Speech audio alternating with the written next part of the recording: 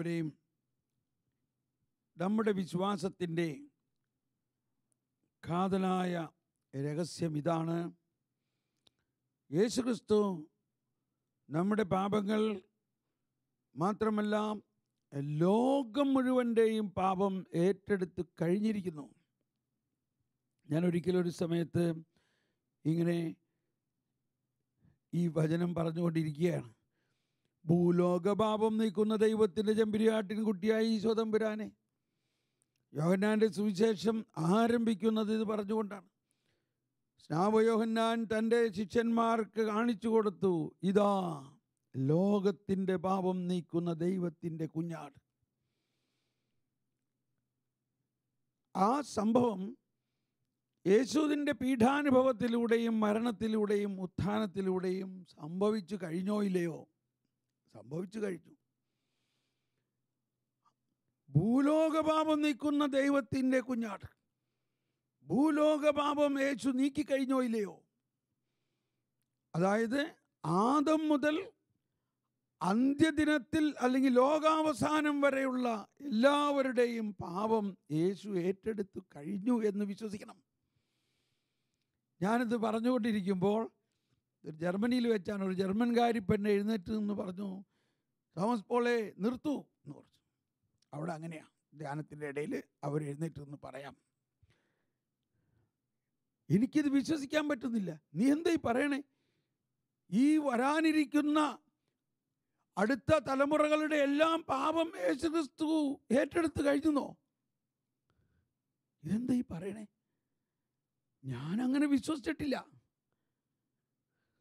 അതാണ് മനസ്സിലാക്കേണ്ടത്. നമുക്കും പലർക്കും അത് വിശ്വാസമില്ല. എന്തായി പറയണേ? വരാനിരിക്കുന്ന ജനതകളുടെയും പാപം യേശുക്രിസ്തു ഏറ്റെടുത്ത് കഴിഞ്ഞുവെന്നോ? സ്നേഹമുള്ളവരെ, അതാണ് വിശ്വാസം എന്ന് പറയുന്നത്. കാണപ്പെടാത്തത് ഉണ്ട് എന്ന ബോധ്യമാണ് വിശ്വാസം. യേശുക്രിസ്തു ആദത്തിൻ്റെ പാപത്തിന് പരിഹാരം ചെയ്തു. പ്രപഞ്ചത്തിൽ പാപം മുഴുവനും ഉണ്ടായത് ഒരുവൻ്റെ പാപം മൂലമാണ്, ആദത്തിൻ്റെ പാപം മൂലമാണ്. അപ്പോൾ ഞാൻ അവളോട് പറഞ്ഞു, ഇനിയും യേശു വീണ്ടും വരണോ? യേശു ഇനി വീണ്ടും കുരിശിൽ ബലി അർപ്പിക്കണോ? ഇനി വരാനിരിക്കുന്നവരുടെ പാപം ഏറ്റെടുക്കാൻ? ഇവിടെയാണ് നമ്മൾ വിശ്വസിക്കേണ്ടത്. യേശുവിൻ്റെ ബലി അതിന് മുൻകാലങ്ങളിൽ കാളക്കിടാങ്ങളെയും ആട്ടിൻകുഞ്ഞുങ്ങളെയും ഓരോ വർഷവും അർപ്പിച്ചിരുന്ന പോലെയല്ല. യേശു നിത്യപുരോഹിതനാണ്, ദൈവപുത്രനാണ്. നിത്യപുരോഹിതനായ യേശുവാണ് ബലി അർപ്പിക്കുന്നത്. ബലിവസ്തു എന്താ? കുഞ്ഞാടല്ല, യേശു തന്നെയാണ് ബലിവസ്തു. അവൻ തന്നെ തന്നെ ബലി അർപ്പിച്ചു, തന്നെ തന്നെ കുഞ്ഞാടായി ബലിവസ്തുവാക്കി മാറ്റി. അപ്പോൾ ബലി അർപ്പകനും ബലി അർപ്പണ വസ്തുവും ഒരാൾ തന്നെയായി മാറിക്കൊണ്ട് നിത്യപുരോഹിതനായ യേശു നിത്യനായ ദൈവപുത്രനായ തന്നെ തന്നെ ബലിവസ്തുവാക്കി മാറ്റിക്കൊണ്ട് നിത്യതയിലേക്കുള്ള ഒരു ബലി അർപ്പിച്ചു. ഒരിക്കൽ അർപ്പിച്ച ആ ബലി നിത്യതയിലേക്ക് പ്രവേശിച്ചുകൊണ്ട് ലോകം മുഴുവനും ഉണ്ടാകാനിരിക്കുന്ന പാപവും കൂടി ഏറ്റെടുത്തിരിക്കുന്നു. ഇത് വിശ്വസിക്കുമ്പോഴാണ് നമ്മളുടെ വിശ്വാസം പൂർണ്ണമാകുന്ന. സ്നേഹമുള്ളവരെ, സുവിശേഷങ്ങളുടെ സുവിശേഷം എന്ന് വിശേഷിപ്പിക്കാവുന്ന ലൂക്കായുടെ സുവിശേഷത്തിലെ 15-ാം അധ്യായം പെട്ടെന്നൊന്ന് ചിന്തിക്കാം. അതിൽ 3 ഉപമകളാണുള്ളത്. മുടിയനായ പുത്രൻ്റെ ഉപമയാണ് നമ്മൾ കേട്ട് പരിചയമുള്ളത്. മുടിയനായ പുത്രൻ്റെ ഉപമയെക്കുറിച്ച് ചിന്തിക്കുമ്പോൾ മുടിയൻ എന്നുള്ള അർത്ഥത്തിലാണ് നമ്മൾ ചിന്തിക്കാറ്. എന്നാൽ മുടിയനല്ല അവൻ അനുഗ്രഹീതനാണ്. അവിടെ 3 ഉപമകളാണ്. ഒന്ന്, കാണാതെ പോയ ആടിൻ്റെ ഉപമ. ആട് കാണാതെ പോയി, ആട് വഴിതെറ്റിപ്പോയപ്പോൾ ആ ഇടയൻ, സ്നേഹനിധിയായ ഇടയൻ ഈ ആടിനെ അന്വേഷിച്ചു പോവുകയാണ്. അന്വേഷിച്ചു മറ്റ് 99 നല്ല ആടിനെയും മാറ്റി നിർത്തിയിട്ട് കാണാതെ പോയ ഒരാടിൻ്റെ പുറകെ പോകുന്നു. അതാണ് ദൈവത്തിൻ്റെ ഹൃദയം. പാപിയായ ഒരാത്മാവിനെ ദൈവം തേടി പോകുന്നു. അവനെ തിരസ്കരിക്കാനല്ല, അവനെ നേടാൻ വേണ്ടി, അവനെ രക്ഷിക്കാൻ വേണ്ടി. അങ്ങനെ ആ പച്ചപ്പുല്ലും താണ്ടി അപ്പുറത്ത് ചെന്നപ്പോൾ ഒരു കുറ്റിക്കാടിൽ അത് കുടുങ്ങിക്കിടക്കുന്നു. എടാ കുഞ്ഞാടേ, നിനക്ക് എന്തിനാടാ നീ ഇങ്ങനെ പോയത്? ആ കുഞ്ഞാടിന് അവിടെ നിന്ന് ആ കുടുക്കിൽ നിന്ന് വരാൻ പറ്റാത്ത അവസ്ഥ. അങ്ങനെയുള്ള പാപക്കുടുക്കിലാണ് മനുഷ്യൻ കിടക്കുന്നതെങ്കിലും ദൈവം ആ കുഞ്ഞിനെ അന്വേഷിച്ചു വന്ന് ആ കുഞ്ഞാടിനെ എടുത്ത് കെട്ടിപ്പിടിച്ചേടാ കുഞ്ഞെ, ഇനി ഞാൻ നിന്നെ നിലത്ത് വയ്ക്കില്ല, തോളിലേറ്റിക്കൊണ്ട് വരുന്നു. അതാണ് ആ ഉപമയുടെ ആദ്യ ഭാഗം. രണ്ടാമത്തെ ഭാഗം, ഒരു സ്ത്രീക്ക് 10 നാണയമുണ്ടായിരുന്നു, അതിലൊന്ന് നഷ്ടപ്പെട്ടു. അത് വീടിൻ്റെ അകത്ത് തന്നെയാണ് നഷ്ടപ്പെട്ടിരിക്കുന്നത്. അവളത് അടിച്ചു വാരി, അത് കിട്ടുവോളം അടിച്ചു വാരി നോക്കി. അത് കിട്ടിയപ്പോൾ എല്ലാവരോടും സന്തോഷിച്ചതാ, നഷ്ടപ്പെട്ട എൻ്റെ നാണയം കണ്ടു കിട്ടിയിരിക്കുന്നു. ഇത് രണ്ടും. ഇനി മൂന്നാമത്, നഷ്ടപ്പെട്ട മകൻ, അവൻ തിരിച്ചു വന്നിരിക്കുന്നു. ആ കഥ നമുക്ക് എല്ലാവർക്കും അറിയാം. അവൻ അവസാനം പന്നിക്കൂട്ടിൽ പന്നികൾക്ക് കൊടുക്കുന്ന തവിട് പോലും കിട്ടാത്ത അവസ്ഥയിൽ വന്നപ്പോൾ അവന് സുബോധമുണ്ടായി എന്നാ പറയണേ. അവന് സുബോധമുണ്ടായി. എന്താ അവൻ്റെ സുബോധം?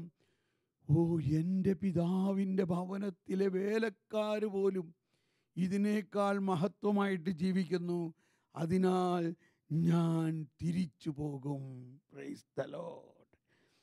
ആ പിതാവിൻ്റെയും മാതാവും ഇവൻ വിട്ടുപോയിട്ട് അവര് ഒരുപക്ഷെ ഭക്ഷണം പോലും കഴിച്ചിട്ടുണ്ടാവില്ല. അവരുടെ പ്രാർത്ഥന, അവരുടെ ആഗ്രഹം, ആ കാണാതെ പോയ ആടിനെ തേടിയ ഇടയനെ പോലെ അവൻ്റെ പുറകെ ഉണ്ടായിരുന്നു. ആ വശീകരണ ശക്തി, ആ കാന്തശക്തി അവനെ പിതാവിലേക്ക് അടുപ്പിക്കുകയാണ്. പിതാവ് എല്ലാ ദിവസവും നോക്കുകയാണ്, എൻ്റെ മകൻ ഇന്ന് വരുമായിരിക്കും, വന്നില്ല. പിറ്റേ ദിവസം എൻ്റെ മകൻ ഇന്ന് വരുമായിരിക്കും, വന്നില്ല. അങ്ങനെ ഒരു ദിവസം നോക്കുമ്പോൾ അങ്ങ് ദൂരെ നിന്ന് എൻ്റെ മകനെ പോലെ ഒരു ഭിക്ഷക്കാരൻ വരുന്നു. ഓടിച്ചത്, അയ്യോ ഇതെൻ്റെ മകനാണ്, എടാ മോനെ എന്ന് കെട്ടിപ്പിടിച്ച്. അവനെ വല്ല കുറ്റപ്പെടുത്തിയോ? ആളുകളെല്ലാം വിളിച്ചു കൂട്ടി, എടോ എൻ്റെ മോൻ തിരിച്ചു വന്നിരിക്കുന്നു, നമുക്കിത് ആഘോഷിക്കണം, വെട്ടടാ മുഴുത്ത കാളയെ വെട്ടടാ. മുഴുത്ത കാളയെ വെട്ടുന്നത് കല്യാണത്തിനല്ലേ? ഒരു വലിയ കല്യാണാഘോഷം പോലെ അവനെ കല്യാണ വസ്ത്രം അണിയിക്കുന്നു, അവനെ മോതിരമണിയിക്കുന്നു, അവനെ പാദരക്ഷകൾ അണിയിക്കുന്നു. അവനിതാ ഒരു മണവാളനായി മാറിയിരിക്കുന്നു. വലിയ ആഘോഷം. അതല്ല ഈ ഉപമയുടെ ക്ലൈമാക്സ്. മുടിയനായ പുത്രൻ്റെ ഉപമയുടെ പ്രധാന ഭാഗം ഈ വരവിലല്ല. അന്ന് വൈകുന്നേരം ഈ പുത്രൻ്റെ ജ്യേഷ്ഠ സഹോദരൻ ജോലി സ്ഥലത്ത് നിന്ന് മടങ്ങി വന്നപ്പോൾ നോക്കുമ്പോൾ അവനറിയാതെ അവൻ്റെ വീട്ടിൽ വലിയ ആഘോഷവും പാട്ടും ഡാൻസും ബഹളവും. അവൻ ചോദിച്ചു, എന്തായി സംഭവം? വേലക്കാരോട് ചോദിച്ചു, എന്തായി സംഭവം? ഹേയ്, നിനക്കറിയില്ലേ, നിന്റെ അനിയച്ചാരും മടങ്ങി വന്നിരിക്കണു, അതുകൊണ്ട് ഞങ്ങളൊക്കെ ഭയങ്കര സന്തോഷത്തിലാണ്. നിന്റെ പിതാവിന് ഭയങ്കര സന്തോഷമായി, മുഴുത്ത കാളയെ വെട്ടി വലിയ ആഘോഷം. അവനെന്തിനാ തിരിച്ചു വന്നേ? ഇവനൊരു സന്തോഷവുമില്ല, ഇവനൊരു സന്തോഷവുമില്ല. അവനെന്തിനാ തിരിച്ചു വന്നേ? അവൻ വീട്ടിൽ കയറാൻ വിസമ്മതിച്ച് പുറത്തിരിക്കുന്നു. സ്നേഹമുള്ളവരെ, ഇതാണ് ഉപമയുടെ ഏറ്റവും പ്രധാന ഭാഗം. അപ്പോൾ അവൻ്റെ പിതാവ് വീണ്ടും ഇറങ്ങി വന്നിട്ട് പറഞ്ഞു, എടാ മകനെ, നിന്റെ സഹോദരൻ തിരിച്ചു വന്നിരിക്കുന്നു. അപ്പോൾ ഇവൻ പിതാവിനോട് ദേഷ്യപ്പെട്ട് പറയാൻ, ഞാൻ ഇക്കാലം അത്രയും അപ്പന് ദാസ്യവേല ചെയ്തു. കണ്ടോ, ദാസ്യവേല ചെയ്തു. അപ്പൻ്റെ കൽപ്പനകളെല്ലാം ഞാൻ പാലിച്ചിട്ടും എനിക്ക് എൻ്റെ സുഹൃത്തുക്കളോടൊപ്പം ആഘോഷിക്കാൻ ഒരാട്ടിൻകുട്ടിയെ വെട്ടിയോ? എന്നിട്ട് ഇപ്പൊ ഈ മുടിയനായവൻ സ്വത്തുകളെല്ലാം നശിപ്പിച്ച് വേശ്യകളോടൊപ്പം ചൂതാടിയിട്ട് തിരിച്ചു വന്നപ്പോ അവന് വേണ്ടി വലിയ കാളയെ വെട്ടിയിരിക്കുന്ന എന്തപ്പനാണോ താൻ? അപ്പൻ പറയാണ്, എടാ മകനെ, എടാ മകനെ, നീ എൻ്റെ മകനാണെടാ. നീ എപ്പോഴും എൻ്റെ കൂടെയല്ലേ, എനിക്കുള്ളതെല്ലാം നിനക്കുള്ളതല്ലേടാ. ഇപ്പോഴാണ് അവന് സുബോധമുണ്ടായത്. മുടിയനായ പുത്രന് പന്നിക്കൂട്ടിൽ കടന്നപ്പോഴാണ് സുബോധമുണ്ടായതെങ്കിൽ ഇവൻ ഇത്രയും നാളും അപ്പൻ്റെ കൂടെ ആയിരുന്നിട്ടും അവന് മനസ്സിലായില്ല അവൻ അപ്പൻ്റെ മകനാണെന്നും അപ്പൻ്റെ സകല സമ്പത്തിൻ്റെയും അവൻ അവകാശിയാണെന്നും അവൻ മകനാണെന്നും മനസ്സിലായില്ല. അവൻ പറയാണ്, ഞാൻ ഇക്കാലം അത്രയും അപ്പന് ദാസ്യവേല ചെയ്തു. ഒരു ദാസനെ പോലെ, ഒരു കൂലിക്കാരനെ പോലെ അവൻ ധരിച്ചിരുന്നു. സ്നേഹമുള്ളവരെ, അതാണ് ആ വീട്ടിൽ കാണാതെ പോയ നാണയം. വീട്ടിലായിരുന്നിട്ട് നഷ്ടപ്പെട്ട നാണയം അത് ഈ മൂത്തപുത്രനാണ്. അതാണ് പരിസേയരുടെ അവസ്ഥ, യഹൂദരുടെ അവസ്ഥ. അവർ ദൈവത്തിൻ്റെ ആളുകളാണെങ്കിലും യേശു തമ്പുരാൻ വന്നിട്ട് അവരറിഞ്ഞില്ല, രക്ഷ വന്നിട്ട് അവരറിയുന്നില്ല. നമ്മളിൽ പലരുടെയും അവസ്ഥ ഇതാണ്. നമ്മൾ അതിനേക്കാൾ ഒരു പടി കൂടി കയറിയിട്ട് നമ്മൾ രക്ഷിക്കപ്പെട്ടവരാണ്. ഭൂലോക പാപം മുഴുവൻ യേശുക്രിസ്തു ഏറ്റെടുത്തിട്ടും നമ്മളിപ്പോഴും വിചാരിച്ചിരിക്കുകയാണ് നമ്മുടെ പാപമൊന്നും യേശു ഏറ്റെടുത്തിട്ടില്ല എന്ന്. നമ്മൾ ദൈവം മക്കളാണ്, പക്ഷെ എന്നിട്ടും നമ്മൾ വിചാരിക്കുന്നത് നമ്മളൊരു വേലക്കാരനെ പോലെയാണ്. സ്നേഹമുള്ളവരെ, വിശ്വസിക്കുക, നമ്മൾ ദൈവഭവനത്തിൽ ദൈവമക്കളാണ്. മുടിയനായ പുത്രൻ്റെ ജ്യേഷ്ഠനോട് പിതാവ് പറഞ്ഞതാണ് നമ്മളോട് പറയുന്നത്, മകനേ, നീ എപ്പോഴും എൻ്റെ കൂടെയല്ലേ, എനിക്കുള്ളതെല്ലാം നിനക്കുള്ളതാണ്. മകനേ, എനിക്കുള്ളതെല്ലാം നിനക്കുള്ളതാണ്. ഭൂലോകപാപം നീക്കുന്ന ദൈവത്തിൻ്റെ ചെമ്പരിയാട്ടിൻകുട്ടിയായി ഈശോ തമ്പുരാൻ നമ്മുടെയും ലോകം മുഴുവൻ്റെയും പാപം ഏറ്റെടുത്ത് കഴിഞ്ഞിരിക്കുന്നു. ആ ഈശോയാണ് ഇതാ ഈ ദിവ്യകാരുണ്യ ആരാധനയിൽ എഴുന്നള്ളിയിരിക്കുന്നത്. വരുവിൻ, നമുക്ക് ഈശോയെ ആരാധിക്കാം. ഈശോയെ ആരാധിക്കുമ്പോൾ നമ്മൾ വിശ്വസിക്കുവിൻ, ഭൂലോക പാപം മുഴുവനും ഏറ്റെടുത്ത ദൈവത്തിൻ്റെ കുഞ്ഞാട് നമ്മളെ ആലിംഗനം ചെയ്യും, നമ്മളെ പുത്തൻ മോതിരമണിയിക്കും, നമ്മളെ പുതിയ വസ്ത്രം തരും, നമുക്ക് പുതിയ പാദരക്ഷകൾ തരും. അതോടൊപ്പം മൂത്തപുത്രനോട് പറഞ്ഞ പോലെ, മകനെ, എനിക്കുള്ളതെല്ലാം നിനക്കുള്ളതാണ്. വരുവിൻ, നമുക്ക് ദിവ്യകാരുണ്യ ആരാധനയിലേക്ക് പ്രവേശിക്കാം.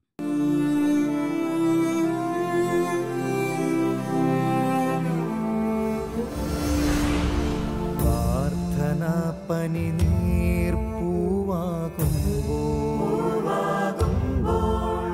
പ്രതീക്ഷ പകരും സൗരഭ്യം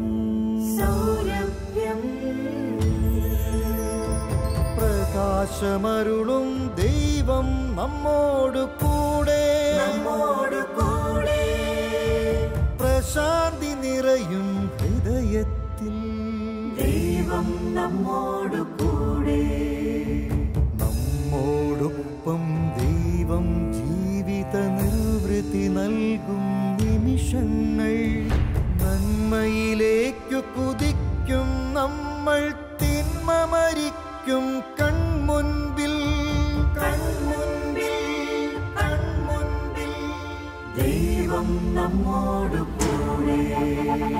കാലം മാറും, ലോകം മാറും, കാരുണ്യം കൃപ പകരുമ്പോൾ മാധ്യസ്ഥ്യത്തിൻ സമയം ദൈവം മാനസതാരിൽ വാണിടും. ദൈവം നമ്മോട് കൂടെ, ദൈവം നമ്മോട് കൂടെ, ദൈവം നമ്മോട് കൂടെ.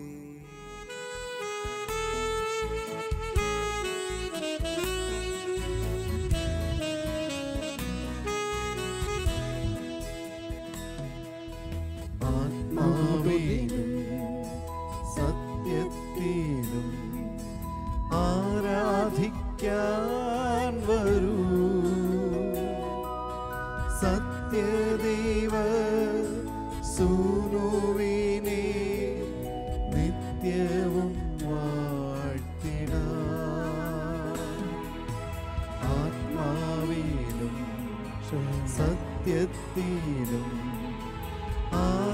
വിധിക്കാൻ വരൂ. സത്യദൈവ സൂനുവിനെ നിത്യവും വാഴ്ത്തിടാം. ആരാധന ആരാധന യേശുവേ ആരാധന. ആരാധന ആരാധന യേശുവേ ആരാധന. ആരാധന ആരാധന യേശുവേ ആരാധന. ആരാധന ആരാധന യേശുവേ ആരാധന. ഈശോയെ, ഞങ്ങളങ്ങ് ആരാധിക്കുന്നു. അങ്ങ് സത്യം തന്നെയാണ്. ഭൂലോകഭാവം നീക്കുന്ന ദൈവത്തിന്റെ ചെമ്പുരാട്ടിൻകുട്ടിയ ഈശോ തമ്പുരാനാണിതാ നമ്മുടെ മുമ്പിൽ. ആകാശത്തിന് കീഴെ മനുഷ്യന്റെ മുഴുവൻ രക്ഷയ്ക്കായി വേറൊരു നാമവും നൽകപ്പെട്ടിട്ടില്ല. എല്ലാം മുട്ടും മടങ്ങും, എല്ലാ നാവും സ്തുതിക്കും. യേശുവാണ് കർത്താവ്. നമ്മളുടെ വിശ്വാസത്തിലൂടെ ലോകമെമ്പാടുമുള്ള എല്ലാവരുടെയും പാപം യേശുക്രിസ്തു ഏറ്റെടുത്ത് കഴിഞ്ഞിരിക്കുന്നു. വിശ്വസിക്കുക.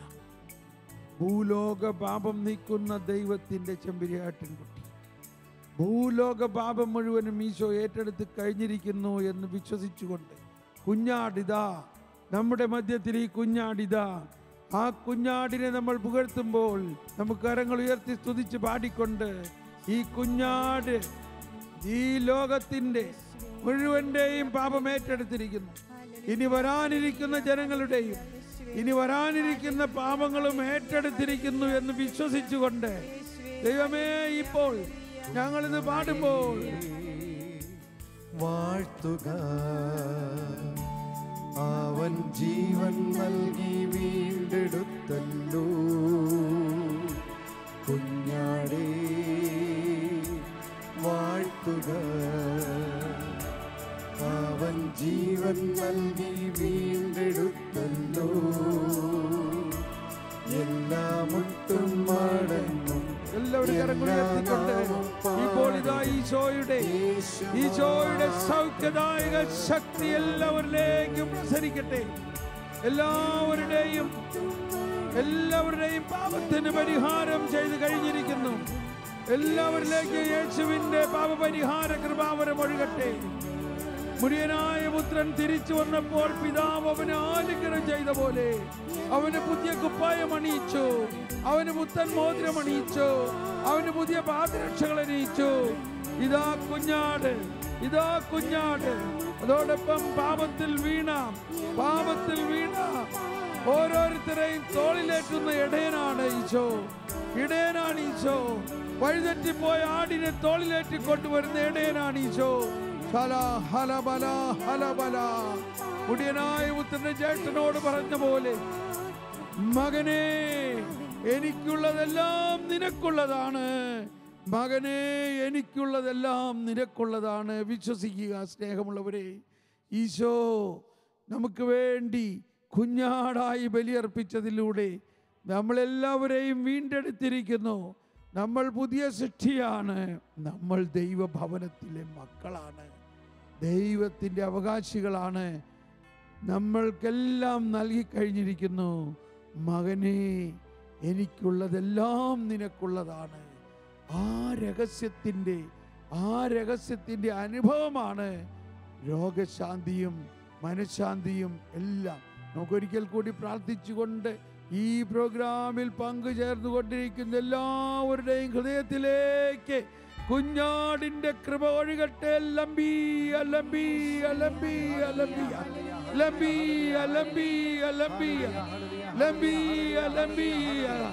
അവനെ തൊട്ടവരെല്ലാം സൗഖ്യപ്പെട്ടു. അവനെ തൊട്ടവരെല്ലാം സൗഖ്യപ്പെട്ടു.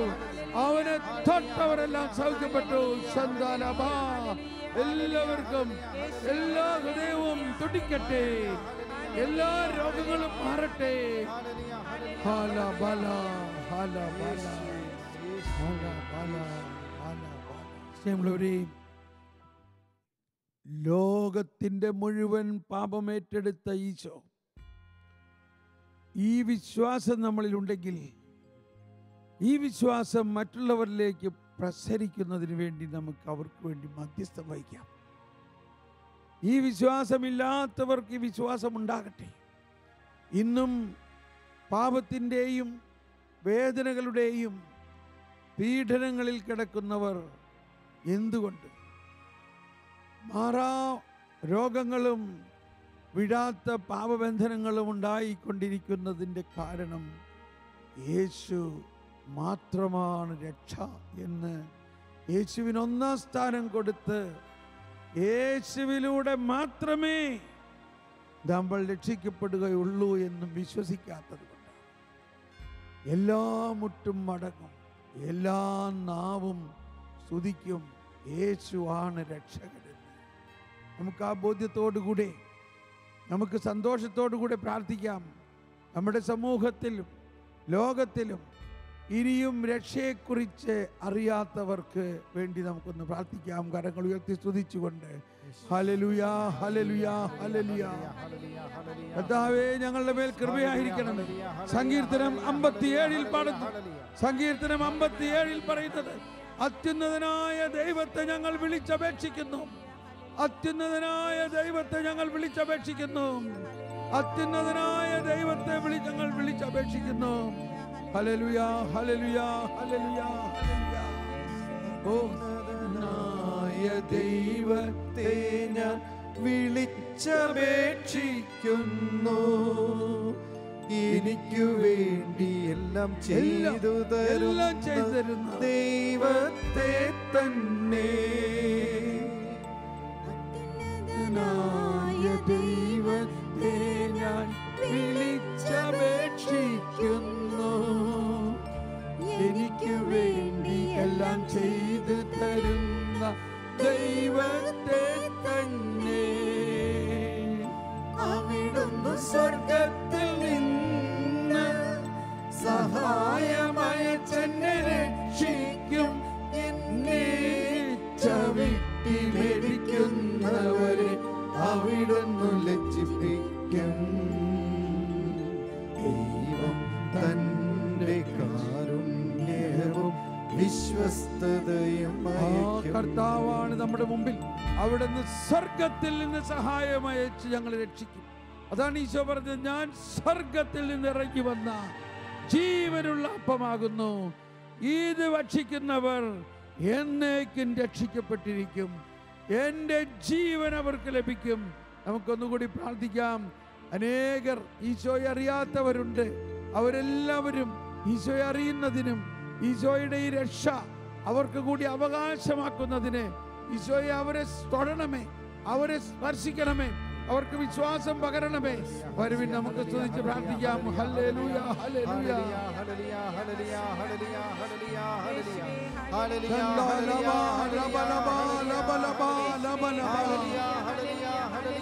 വിശ്വാസത്തോടെ പ്രാർത്ഥിക്കുമ്പോൾ രോഗികൾക്ക് സൗഖ്യം കിട്ടും, രോഗം മാറും, കഷ്ടത മാറും, എല്ലാ രോഗങ്ങളും സൗഖ്യപ്പെടും, എല്ലാ അന്ധകാരവും അകലും, എല്ലാ പാപവും വിമോചിക്കപ്പെടും. പ്രത്യേകിച്ച് രോഗികളെ സമർപ്പിച്ച് നമുക്ക് പ്രാർത്ഥിക്കാം.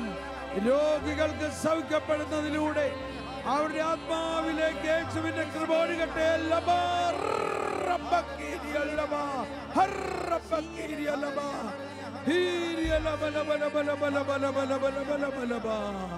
അത്യുന്നതനായ ദൈവത്തെ ഞാൻ വിളിച്ചപേക്ഷിക്കുന്നു. എനിക്ക് വേണ്ടി എല്ലാം ചെയ്തു തരുന്ന ദൈവം, ആ ദൈവമാണ് നമ്മോട് കൂടി. നന്ദി ഈശോയെ, നന്ദി. ദൈവം നമ്മോട് കൂടി, ദൈവം നമ്മോട് കൂടി. മുടിയനായ പുത്രനാണെങ്കിലും നിന്നെ സ്നേഹിക്കുന്ന ദൈവം നിനക്ക് പുത്തൻ പുടവ അണിയിച്ചുകൊണ്ട് നിന്നെ സ്വർഗത്തിലേക്ക് മാടി വിളിക്കുന്ന ദൈവം ഇതാ ഇവിടെ. നമുക്ക് ആശീർവാദത്തിനായി ശിരസ് നമിക്കാം.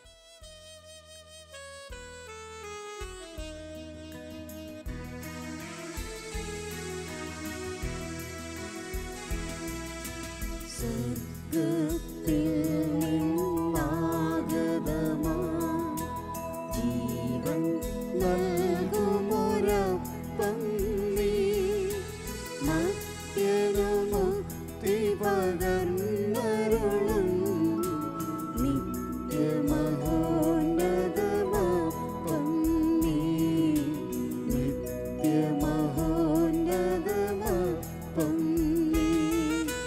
മാനവരേ മോദമോടെ നാഥനെ വാഴ്ത്തി പാടിടുവിൻ. ദൈവത്തിൻ പരിപാവനമാം സന്നിധി ചേർന്നു വണങ്ങിടുവിൻ. സന്നിധി ചേർന്നു വണങ്ങിടുവിൻ. സ്വർഗ്ഗത്തിൽ നിന്നാഗതമാം ജീവൻ നൽകുമൊരപ്പം നീ, മർത്യനുമുക്തി പകർന്നരുളും നിത്യമഹോന്നതമപ്പം നീ, നിത്യമഹോന്നതമപ്പം നീ. പരിശുദ്ധ ശരീരത്താലും വിലയേറിയ രക്തത്താലും പാപത്തിൻ കറകളിൽ നിന്നും മർത്യനു നീ മോചനമേകി. സകലേശാദിവ്യകടാക്ഷം തൂകണമേ വത്സലസുതരിൽ. നിർമ്മലരായി ജീവിച്ചിടുവാൻ